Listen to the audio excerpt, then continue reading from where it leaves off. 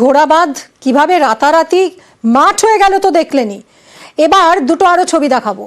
নড়বড়ে সেতু, সেই সেতু দিয়েই চলছে ঝুঁকির যাতায়াত দিনের পর দিন।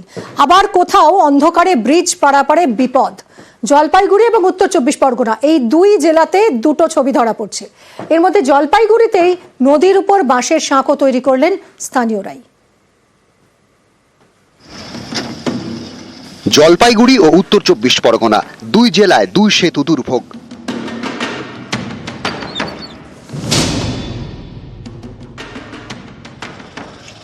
জলপাইগুড়ি সদর ব্লকের মধ্য দিয়ে বয়ে গিয়েছে যমুনা নদী। এর ওপরই যমুনা সেতু, যা বয়সের ভারে আজ জরাজীর্ণ।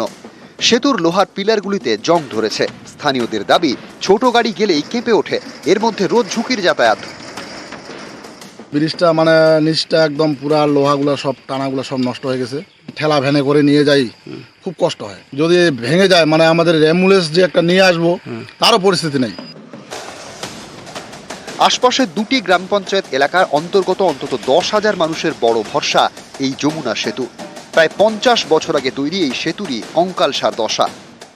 তো বিডিও স্যারকে জানাইছি, বিডিও স্যার এখন কি করে, কি বলছে যে হবে, চেষ্টা করতেছি। তো এটা আমরা যে আমাদের ঊর্ধ্বতন কর্তৃপক্ষ আছে জেলা পরিষদ, সেখানে জানিয়েছি। সঙ্গে সঙ্গে করা যায় না, এটা একটা সরকারি প্রকল্প, তো সময় সাপেক্ষের ব্যাপার। দেখি আমাদের যে বিভাগের যে আমাদের ইঞ্জিনিয়ারগুলো আছে তাদেরকে সাথে কথা বলি, সেখানে পাঠানোর ব্যবস্থা করি।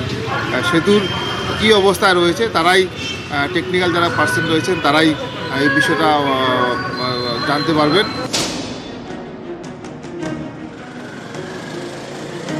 উত্তর চব্বিশ পরগনার হাসনাবাদ, এখানে গৌড়েশ্বর নদীর উপরে গৌড়েশ্বর ব্রিজ। সন্ধে হলেই ঘুটঘুটে অন্ধকার, কারণ এই ব্রিজে নেই কোনো আলোর ব্যবস্থা। এখানেই শেষ নয়, বিপদ বাড়িয়েছে ব্রিজের বেহাল দশা। নানা জায়গায় খানাখন্দ, গর্তে ভরা। বিরাট অবস্থা খারাপ, আর এরকম ভাবে অন্ধকারে তো চলা যায় না, আমাদের অসুবিধা হয়। আমাদের লাইটের দরকার। এই ব্রিজের 1 কিলোমিটারের মধ্যে বাংলাদেশ সীমান্ত। এমন একটি জায়গায় ব্রিজ ডুবে থাকে অন্ধকারে। অভিযোগ, এই কারণে দিনে দিনে দুষ্কৃতীদের দৌরাত্ম্য বাড়ছে, কিন্তু তাতে হুঁশ নেই প্রশাসনের। আমাদের পথ চলতে খুব অসুবিধা হয় এবং মা বোনেরা অন্ধকারে যেতে গেলে টোনটিটকারি মারে, চুরি চামারি হয়, আমাদের চলতেও কষ্ট হয়। ব্রিজটা ভাঙা। ইলেকট্রিক বিল এটা কে দেবে? পঞ্চায়েত দেবে, পঞ্চায়েত সমিতি কি পিডব্লিউডি? সেইটা নিয়ে একটু ধোঁয়াশা আছে। সরকারি আধিকারিকদের সাথে কথা বলে যাতে লাইটটা খাটানো যায়, নিশ্চয়ই ব্যবস্থা।